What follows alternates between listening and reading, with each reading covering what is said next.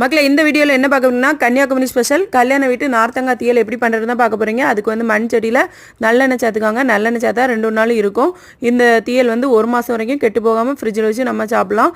அதுக்கு வந்து ஃபஸ்ட்டு மண் செடி அடுப்பில் வச்சு நல்லெண்ணெய் சேர்த்தாச்சா, கடுகு, அப்புறமா உளுந்த பருப்பு, 2 வத்தல், கருவேப்பிலை, அப்புறமா காயப்பொடி இவ்வளோ வந்து நல்லா எண்ணெயில் பொரிஞ்சோன்னே ஒரு 1/4 கிலோ போல் சின்ன உள்ளி அதையும் போட்டு நல்லா வதக்கணும். அது சீக்கிரம் வதங்கக்காண்டி கொஞ்சம் உப்பு சேர்த்துக்கிட்டே அப்போ வந்து சீக்கிரம் வதங்கிடும் பார்த்துக்கோங்க. அதுக்கப்புறமா நார்த்தங்காய் ஒரு 2 சின்ன சைஸ் நார்த்தங்காய் எடுத்து அதை வந்து நல்லா குட்டி குட்டியாக வெட்டி வச்சு அதையும் அந்த எண்ணெயில் போட்டு நல்லா வதக்கணும். புளி வந்து ஒரு 50 கிராம் போல் தண்ணியில் எடுத்து ஊற போட்டு அதையும் நல்லா இது பண்ணி புளி தண்ணியில் இந்த ரெண்டும் நல்லா வெந்து வந்தப்புறமா பேபி சாம்பார் பொடி ஒரு 2 ஸ்பூன், அப்புறம் மல்லிப்பொடி 1 ஸ்பூன் இவ்வளோ போட்டு நல்லா போட்டு தண்ணி போல் இருக்கேன்னு பார்ப்பீங்க. இது நல்லா வற்றி வரும்.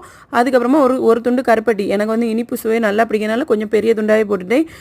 நல்லா வற்றி எடுத்து வச்சு சாப்பிட்டு பாருங்கள், செம்ம டேஸ்ட்டாக இருக்கும் மக்களே. இந்த வீடியோ லைக் பண்ணுங்கள். மக்களே சப்ஸ்கிரைப் பண்ணாமல் பார்க்குறீங்க, சப்ஸ்கிரைப் பண்ணுங்கள்.